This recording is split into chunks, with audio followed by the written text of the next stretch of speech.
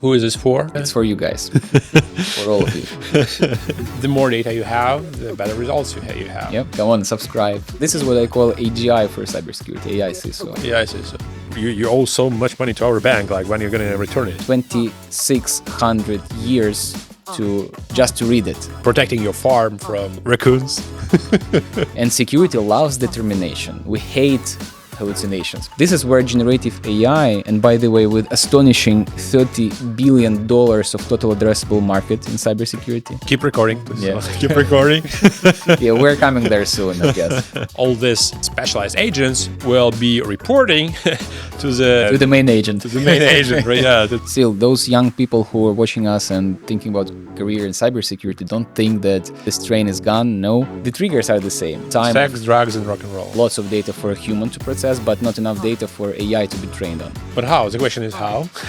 How? But listen, it's always the race of weapons. You're a white hacker, right? You need to create the payload. You need to create the payload. Good boy.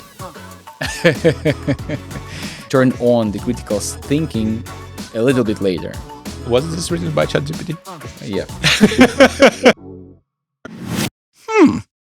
Zero Trust Podcast is a show at the intersection of cybersecurity, business, and AI. Hosted by experts in the field, Art and Oli, the podcast unpacks the latest threats, trends, and innovations shaping the digital security. Zero Trust Podcast brings raw insights, expert interviews, and thought-provoking discussions to help businesses and individuals navigate an increasingly hostile cyber world. Whether you're a security professional, tech, or business leader, this is your go-to source for unfiltered cybersecurity intelligence. And remember, never trust, always verify.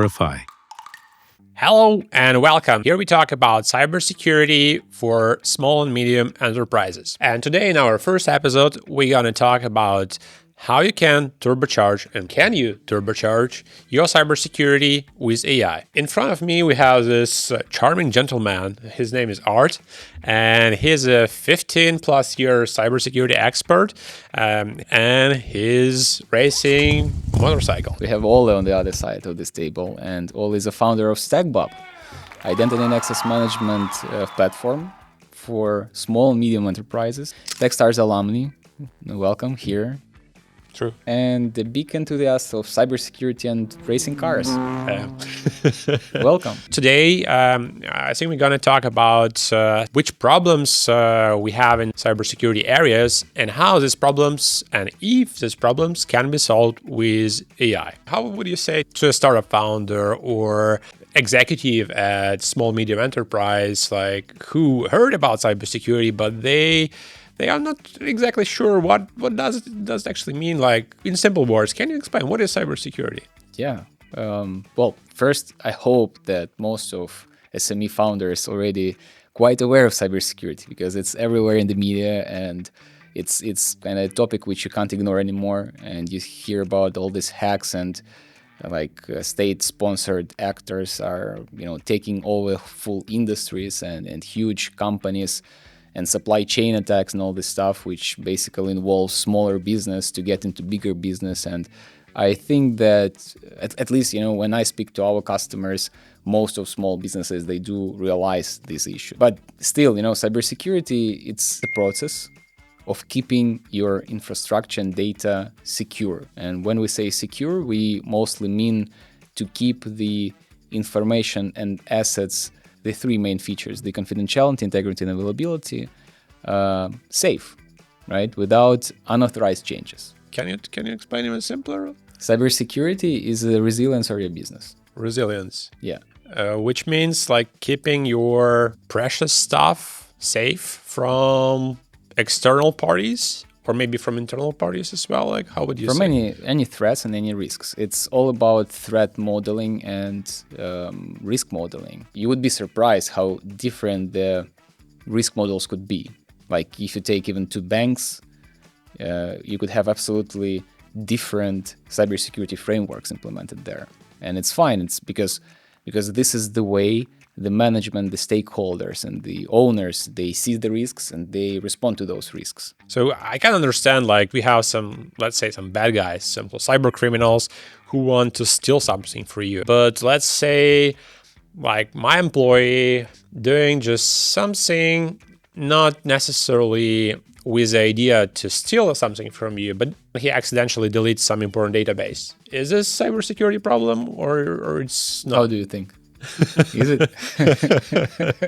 Sure, it is. I mean, awareness issue is the huge issue in our industry, and we used to say that employee is the first and the last line of defense in the end, because when whatever adversaries, and this is the right way we call hackers, right? And this is just for now. In today's landscape, a lot of businesses use AI to also either help their employees or be the first line of defense, and then the employees will become the second line, right? But like traditional setup is that, of course, your employees are the main line of defense, right?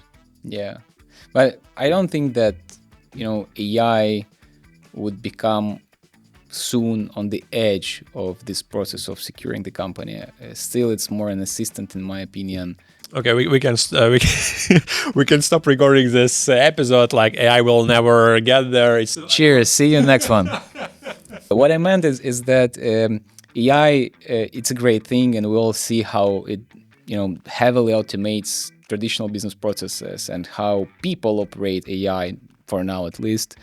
And in the end, people run the AI tools and instruments, and they process the result of those AI tools. So still, it's a person who interacts and who could spot something abnormal happening in the infrastructure.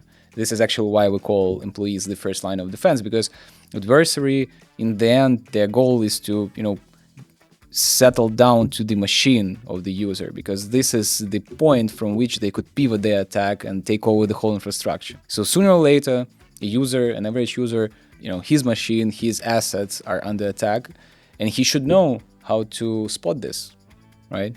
And without training people, you would never be able to do that, because it's not so obvious, right? And people, it's not of their interest to learn of the latest approaches to cyber attacks and how to spot those cyber attacks and how to respond to those cyber attacks. This is our tasks as with CISO guys, as security guys, to bring them this basic and essential understanding, right? And also our task as tech guys to develop technologies which will do this work for you and help you to be more efficient. But okay, we talk about what cybersecurity is, and I would say this is the process of keeping your data and assets secure from either external attacks or from internal accidents. Would you agree? There are so many vectors. Traditionally, we think about internal and external threat, but in reality, we're living in post-COVID era, in worldwide turbulence era, I would say, with lots of conflicts happening, with lots of political tension, and the lines are very, very blurred. We have clouds, we have work from home, we have propaganda, disinformation, and it's all blended together. So there is no safe corners in cyber now, right? And there is no simplified way to say this is the internal threat. It could be an element with an internal threat, but in the end, it's probably something. It's a piece of bigger picture. So yeah. But the end goal is no. just to protect your assets from threats. Oh, listen, we as a cybersecurity guys, we all agree that we have lost war for prevention of cyber attacks. We can't prevent all cyber attacks. This is just the fact. So we are fighting on the battlefield of early detection, right? So this is our goal, to spot attack as early as possible and to react to this.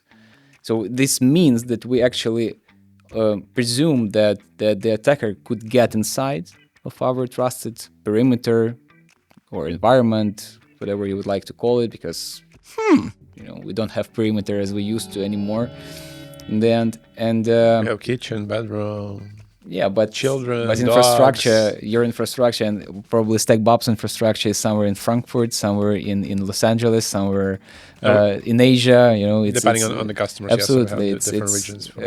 I mean, where your borders start, right? So and where they end. Yeah, you have a dedicated environment in some particular cloud, but also you have your workstation, which could be in North America today and in Europe tomorrow, right? So your mobile. But we're talking about more about our clients, right? So clients who use, for example, StackBob or other software, they have their employees right now at homes, traveling in the car with their laptops, and which increases those threats like drastically compared to what we used to have in the past, where like everything was in the office. Absolutely. And with that, your new perimeter is actually your laptop now, right? And you are conscious of what is cyber attack, how it looks like, what is the habits, what is the set of habits you should have. Very much.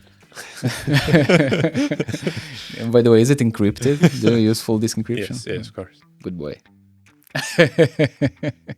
Good for you, because in the end, if you lose your laptop, the only thing which could save you it's encryption.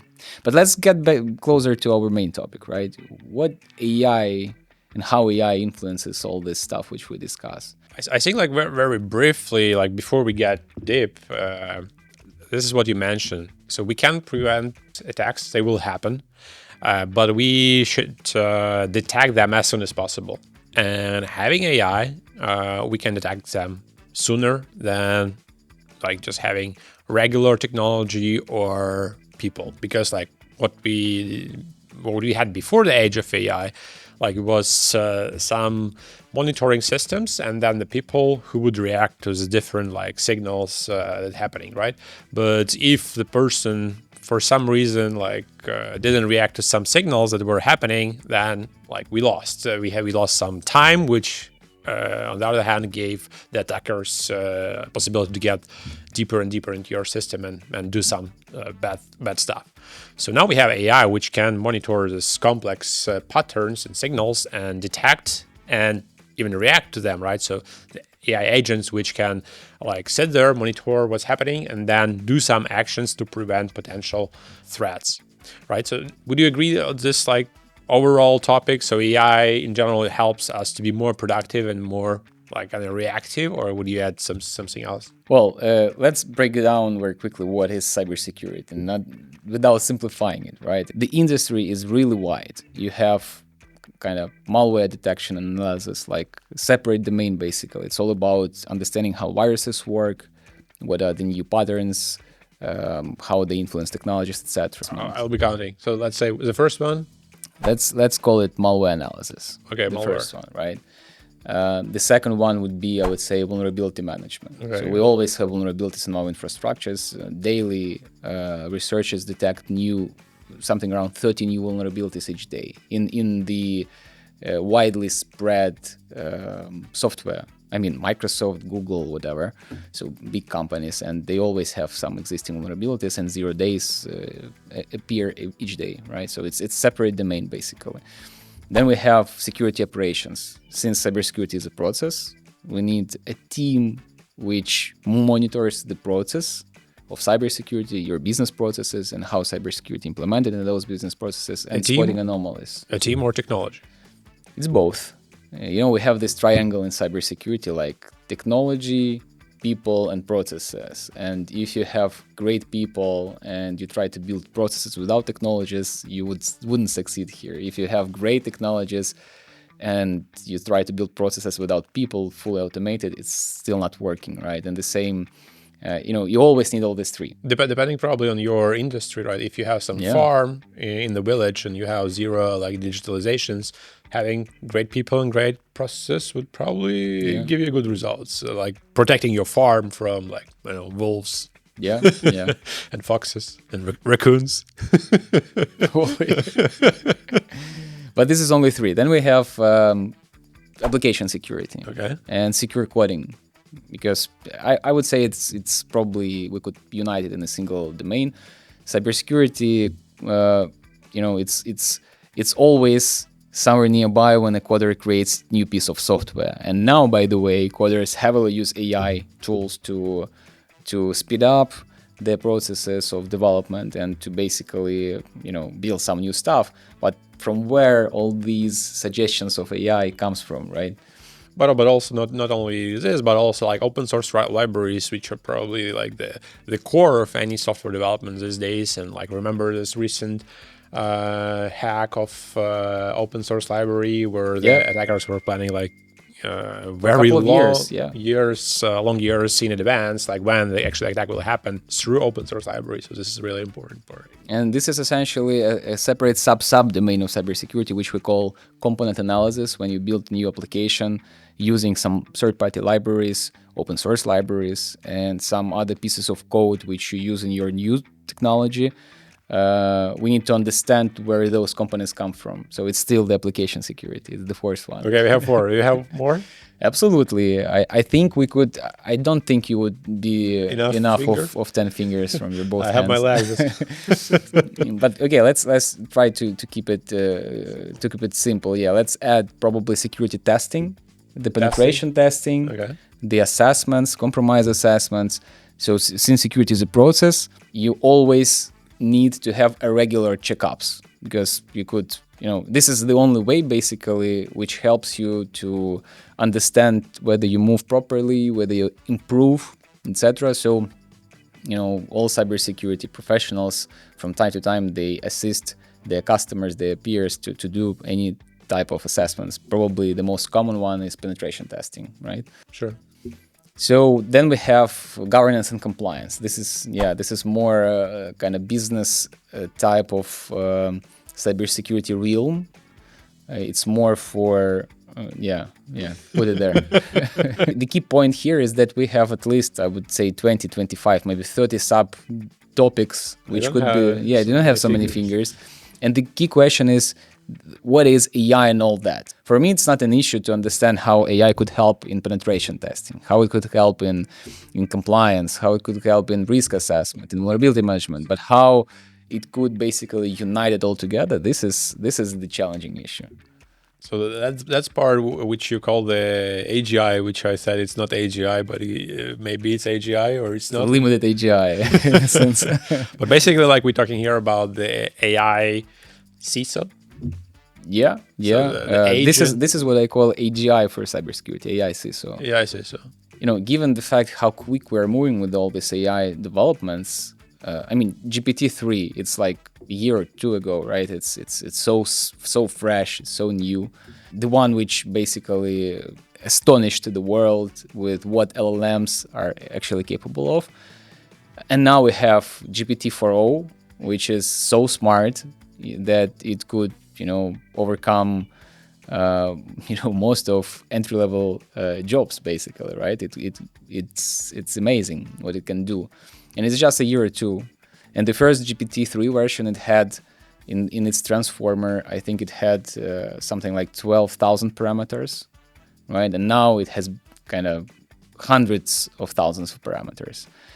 And when I think how to develop this set of parameters for special domain in cybersecurity, or which is even more complex, cross-domain parameters to unite vulnerability management plus risk assessment plus something else, it's really hard because we don't have so much data, right? To pre-train and then fine-tune these models.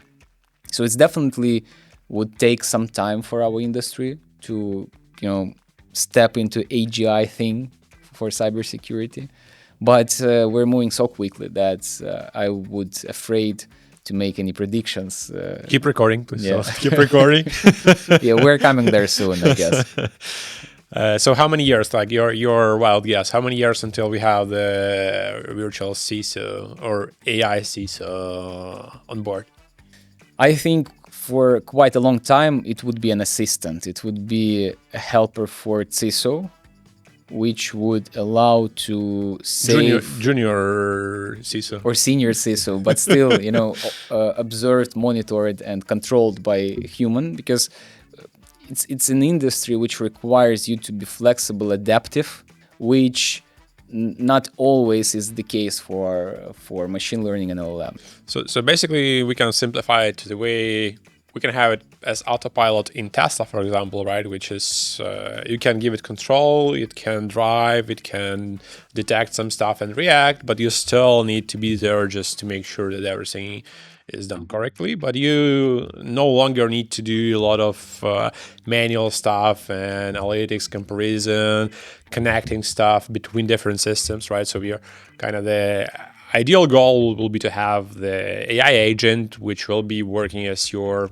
AI CISO, not like full full-scale autopilot, but like connecting your different sources of information and maybe other agents. Like you may have separate agent for pen testing, like specialized, separate agent for like risk assessments and so on. And then all these specialized agents will be reporting to the main agent. To the main agent, right? Yeah, to the CISO agent. Yeah, it sounds awesome. And one of my hats in the company is to be innovative, basically, and to search for real practical applications of such innovations like AI. And we're trying to build those vertical agents, right? This is the way we call them. How about your employees? Are they afraid then AI agents will come and will eat their jobs? Listen, we have such a huge shortage of talents in the industry. And according to IC Square, this is the company which developed the CISSP, one of the most famous certifications in cybersecurity and information security. Regularly, each year, they release the report on workforce in cybersecurity and information security. And we always have a shortage, and this gap always grows. For instance, last year or the year before, I guess it was 3.4 million people required for the industry, and which we don't have. And now it's reached 5 million. That was before the AI. It was before the AI, but... I mean, the AI, GPT AI. But listen, since last year, it also grew, right?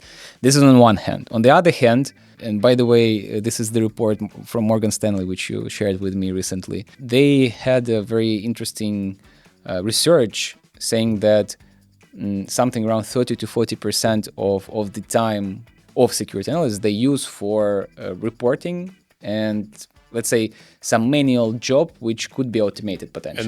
And which they usually hate. I mean, that's not the fun job to do and do that scrambling. Probably yes and no, because when you're scrambling, you're still, doing this research.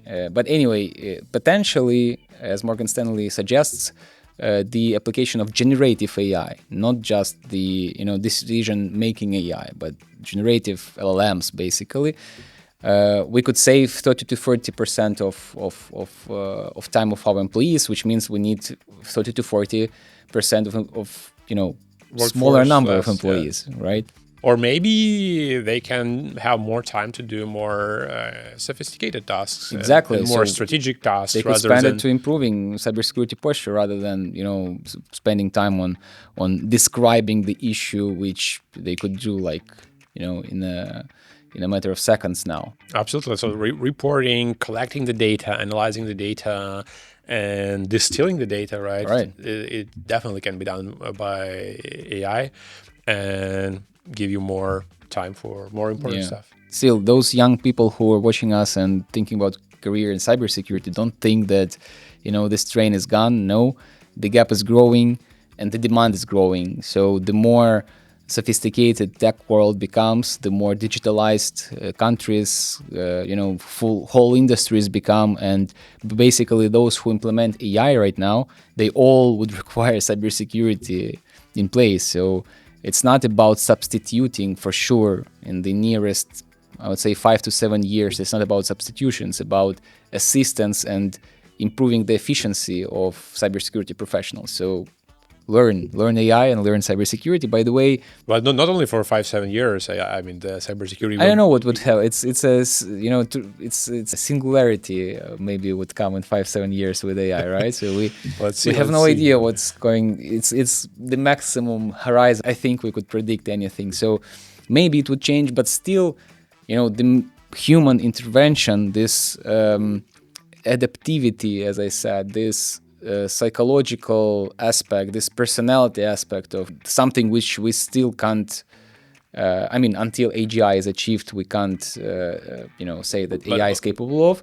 It's still required in most of the industries, including cybersecurity. But I think your point on the data availability is crucial here in cybersecurity, because if you have tons of data for general AI model training, books, you have the worldwide library of everything which was ever written and digitalized, right? Right, but for cybersecurity and for some risks that happen and other data which would be required for special agent training, it's much more limited. So it will take more time to train the LLMs and agents to do the job. Probably we can safely say that like getting full automation of cybersecurity will come later than automating some typical tasks in other business areas, like for example those cold email outreach that you're probably getting from those AI agents. Voice calls to your prospects and leads. Yeah, like it's already in place. Where you owe so much money to our bank, like when you're going to return it. Right. So, and this is actually my favorite application of AI, where you don't need this human touch for those collector companies. Well, getting back to this question of data, which is required, the amount of data which is required to train models, getting back to GPT-3 example, which is the first again, which just shake the world. If you want to reproduce what GPT-3 was actually has done, and you just take all the data which was ingested into the model, and let's assume that you would be reading constantly 24/7, you would need, as a person, 2,600 years to read it. Bearable. It's not about building the set of parameters and fine-tune it. It's just to read this data, right? And then, assuming that you could make 1 billion mathematical operations per second, you would need something around 100 million years to do what was done to train GPT-3, right? So you could imagine how much data we need to have this LLM work. And you remember how, what was the level of hallucination was quite high there, right? And security loves determination. We hate hallucinations, right? Absolutely. It's just not acceptable that some system would say that, this is a cyber attack while it's not, or vice versa. It's not a cyber attack while it is, right? So we still need a human intervention, a human layer, which would understand what model responds to you, which means that this person should be an expert. They can't just be, an entry-level specialist in cyber. They need to know lots of stuff to, make the right conclusions on whether it's a wrong answer or not a wrong answer. So this is very challenging, and until it exists, until the hallucination as a class, let's say, as a class of issues exists, and probably it would exist for the most time of GPTs. Any model, right? So if you're training it, and you have this like probabilistic generation, then you have this possibility of generating something which is not true, and then it just takes time to train the model, fine tune it, right? So, and the more data you have, the better results you have. Yep. But if in cybersecurity you have not as many data as in like general areas, then it will just take more time to do that. But still, we need to do that because you could compensate it a little bit by human, pre-trained models, then fine-tuned by humans, and this could be a little bit compensated. I mean, the lack of the amount of the data which is needed, and still it helps a lot for the analysts, let's say, of SOC, Security Operations Center, right, to just harvest all this amount of data, because in cybersecurity, we each day we have on one hand lots of data for a human to process, but not enough data for AI to be trained on, right? So it's a long process, I think, despite all these initiatives. And I think, the workplace of cybersecurity analysts would be changed significantly over the next years, for sure. But we still need those people. But how? The question is how?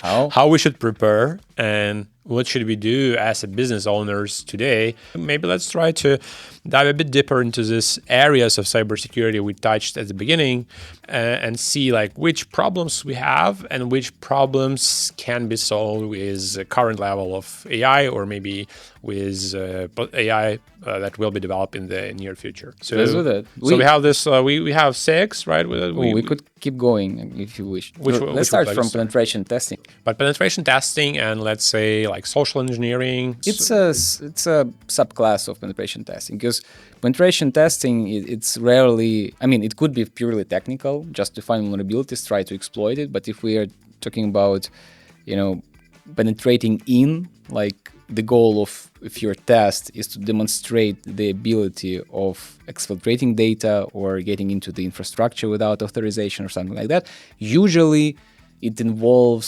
human factor, right? Because we're people. Our psychology works in the same basically way as it used to work 2,000 years ago. So it didn't change too much over the time, and we as a people could always be manipulated.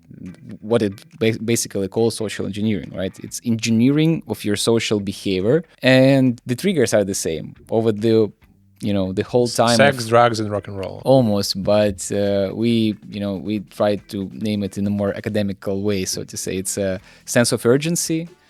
It's something what we call too good to be true, right? When you are proposed with something enormously awesome. So sex and drugs now, too good to be true. Or like $1 million for nothing, right? It's a psychological first reaction, like, okay, what I need to do to get it, right? You turn on the critical thinking a little bit later. So the goals of adversaries is to keep you in this sense of urgency with too good to be true stuff and many other approaches and techniques. It's like sales. Almost. If we're jumping into this domain, in our business, it's solving customers' issues, right? Customer problems. So no, I'm not saying it's a bad thing. It's just urgency is important. But urgency, it's one of the. I mean, if you feel that somebody trying to cause this sense of urgency in any communication, think twice. There is so few cases in your probably lifestyle which requires immediate reaction that most probably this is a type of social engineering against you. So anyway, getting back to the AI topic, what we observe over the last 2 years is the cultural lines between hackers from different countries are blurred now. They could easily, using LLMs, they could easily craft, first of all, they could study the victim, because the first stage of any penetration testing and social engineering starts from reconnaissance, right? This is the investigation of what we are attacking actually, whom we're attacking, what company we're attacking. And hackers need to build a profile of whatever is, available from open sources about this company. The perimeter, the people who works there, their profile, the data, etc. Now we're talking not only how to turbocharge your cybersecurity with AI, but also how to turbocharge your cyber attacks with AI. Kind of. And which processes in pen testing takes too much time and how it can be automated. So one you mentioned is collecting the data, so reconnaissance, and then something else in pen testing that you would... Well, crafting social engineering scenarios, if we started from social engineering, it's usually the first step of any penetration test or attack. We always have a human factor here. So it's about significantly shortening the time needed to prepare qualitative social engineering attack. Starting from reconnaissance, understanding whom you're attacking, ending up with crafting the very realistic scenario with... Wait, what are we talking about? Like protecting the business, not attacking. But listen, it's always the race of weapons. So, and unfortunately, adversaries are usually one step ahead always. So they first implement AI and then we implement AI in cybersecurity. Unless you use some help of some specialists. Absolutely. We're trying to, be one step ahead of them.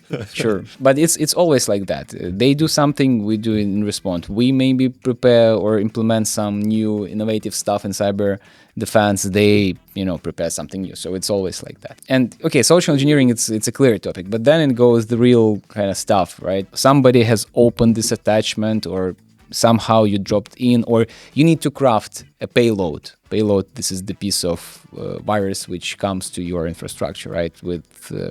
Via different methods. You're a white hacker, right? You need to create the payload. You need to create the payload. And we, thanks God, as cybersecurity industry, we detect new types of malware, which could be changed by AI in order to avoid detection. But we also have the special AI tools which helps to detect those type of AI permutations. And still, you could be a very basic developer, very basic scripter, but using all these AI development instruments, you could very quickly craft a script or a payload which would be not detectable by this certain piece of detection software which this particular company has, which from your reconnaissance stage, which your AI has helped with, right? So it dramatically shortens the period of time and resources needed to craft this type of attacks, which means you could produce more of those attacks. right? And this is a real issue, and this is not a very complicated AI application, to be honest, right? So this is basically using AI for pen testing, and this can be helpful for cybersecurity companies who do the pen testing services, who provide pen testing services for enterprises, or maybe even for in-house security teams who are responsible for pen testing their own infrastructure inside the enterprise. Where do you see other possibilities in other areas of cybersecurity where AI might be a game changer in the near future or is today? The incident management and response piece of cybersecurity, which is kind of mandatory, which is in the end the process which detects the attack and responds to attack. This is traditionally, despite lots of automations which we have in place for such processes, it's mostly manual type of work. Let's describe like to our listeners today or watchers very briefly like how it's currently working without AI, which problems we may have and how we can automate that. So we have even a special term which is called alert fatigue. You have an analyst who is observing, remember that cybersecurity is a process, right? So we constantly monitor what is happening in our infrastructure and what our cybersecurity tools tell us about the current state. Is it good or bad? Do we have anomalies? And remember, we can't stop all cyber attacks, but we could detect when it starts to happen. So we need to find all abnormal behaviors in our infrastructure and in our assets. And this is what security analysts in incident response and incident detection response process looks for. So currently, the more tools you have, the more alerts and the more data you get, and you just sometimes overwhelmed with all those alerts falling into your console, and you need to read it. You lose attention. Obviously, lots of traditional ML, let's say, automations are already in place which help to optimize this process, but it's not perfect. And AI, this is kind of the one potential and very beneficial application of AI in cybersecurity, is to help analysts to process more data more effectively. But again, we're coming back to the issue of hallucination of AI and the fact that it could be wrong, right? Which is not acceptable for us. So we implement these AI instruments very carefully as an assistant, but the assistant which is being double checked by real people all the time. So basically, before the AI, we had this like dashboards and different monitoring tools, which will just monitor different indicators. And then if something potentially harmful happening, they will just like alert you. And then you have a lot of these alerts coming. And then if you don't have AI, you just need to manually and alert is not yet an attack. Alert is an indication of that something might go wrong, which means you need to take some manual actions around this alert and basically investigate. And you close this issue. Either you say, it's a real one, or you say it's a false positive, and you close it. So here, this is where we come to the potential and very interesting implementation of AI, the one we mentioned today, the Morgan Stanley report and the generative AI in this field. Because next, after you had the alert, even if it's a false positive or if it's a real one, you need to describe what you actually report, right? What you have spotted, how you have processed it, and what you should do next with it. And this reporting, it sometimes takes like 30% of your time. So this is where generative AI, and by the way, with astonishing $30 billion of total addressable market in cybersecurity. Startups out there. It's a very interesting niche. Given the fact that cybersecurity industry is just, according to different estimations, $230, $280 billion worldwide. Surely, growing. It depends on how you count it, because if the Microsoft and Cisco are also cybersecurity vendors as a whole, then it's bigger. But pure cybersecurity products and services is 250 billion, and you have 30 more billion, right? Because you save this time on analysts' manual work, right? And this is not a very complicated implication of AI. Very interesting, Art. I'm forced to stop you here because we care about time of our listeners. So let's keep it sweet and short. And we really hope you guys enjoyed the show. And just please let us know in the comments what is relevant to you. We'll be happy to add more episodes on the topics you suggest. What do we have? Do we have in outro? What do we have in outro? In outro? Yeah. In outro, we need to say we need to say thank you, listeners, for tuning in Thank you. and share details of where to listen to future episodes and how to stay connected, social media, websites, etc. We also need to recap the key points, summarize what we discussed today. Was this written by ChatGPT? Yeah. We need to have a call to action, like subscribe. And we also need a teaser for the next episode. I couldn't say better. Wherever you're watching us, just hit subscribe for more content on this and let us know in the comments what was interesting and what would you like to hear more. Bye-bye. Cheers.